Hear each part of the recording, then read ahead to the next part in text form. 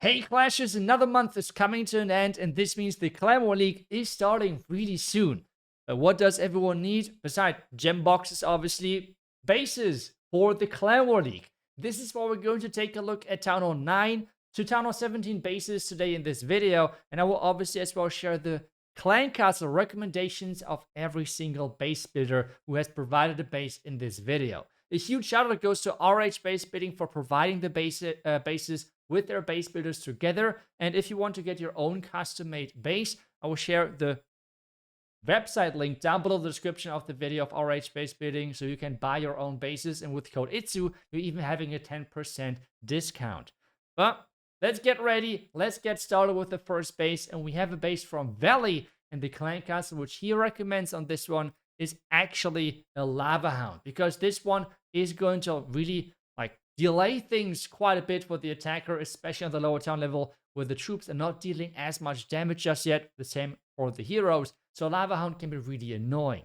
The same thing is for town level 10, because we have VRB being the base builder for town level 10, and he actually recommends the same thing, a Lava Hound, and just to make sure that you're delaying things as much as possible for the attacker.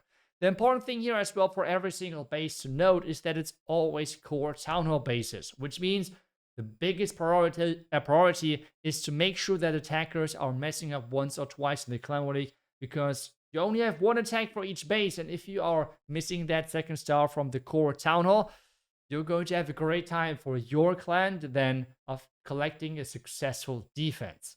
But we don't have just those two town level, we have way more, so we're going to take a look at Town Hall 11 next, and we have again VRB being the base builder here.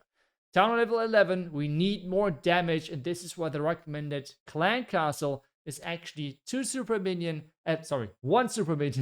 then 2 headhunters, and then 11 archers. So 1 super minion, 2 headhunters, and then 11 archers. The reason for this is that we have a lot of damage then inside the Clan Castle, and especially the headhunters. If the attacker is not paying attention, heroes can go down really, really fast. The overall setup of this, we have the Eagle and the Tunnel in the core to make sure that they're staying alive for as long as possible, with both sweepers covering the core as well to make it as tricky as possible for air attacks to somehow reach the core and make it really overall annoying. Next one is going to be town level 12, the next base setup. This one is built by Tutti, and the Clan Castle which he recommends for this base is actually 2 super minion, then 2 rocket loons, and then on top of that just filled with archers. Or what you could go in with as well is just mass archer Clan Castle. That works as well, depending on how good the attacker is. But bad attackers can be really thrown off a 40 archer Clan Castle, so you can put it in like 1 or 2 of your bases if you want to, because if someone's not bringing a poison, that's a rough time, especially for attacks like Electro Dragons, which, based on your feedback, a lot of people are using those Electro Dragons on town level 12.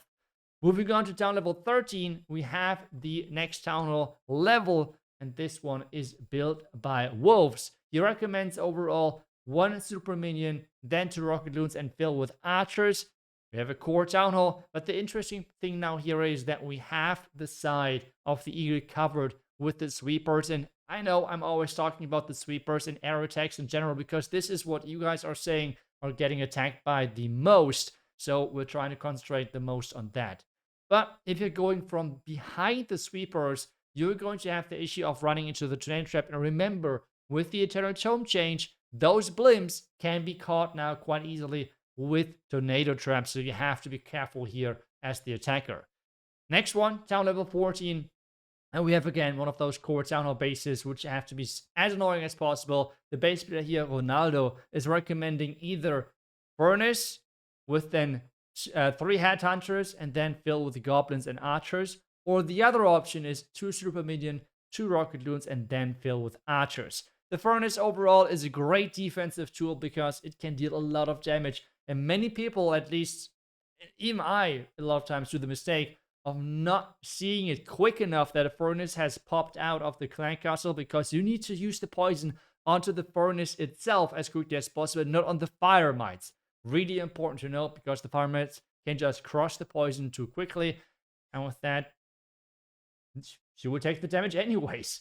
Next town level is going to be town level 15, the base here built by ESK, and he's recommending as well a furnace on the defensive side. Those things are just so annoying, just like being able to spot them quickly before they have already spawned like a couple of fire mites.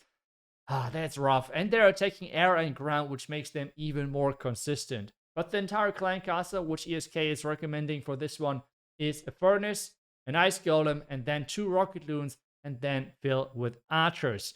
That's the overall clan castle which he recommends. As well, we have the setup which we have already seen for the previous town level, which is the sweepers pointing towards the town hall, both towards the town hall, into the direction of the eagle artillery. If someone likes to enter from the eagle side, they have to deal with those sweepers, either with a giant arrow or something, which is not always that easy to hit, to be honest. Like giant arrows, this is something which can be quite tricky for casual players and can make an attack really risky overall to plan.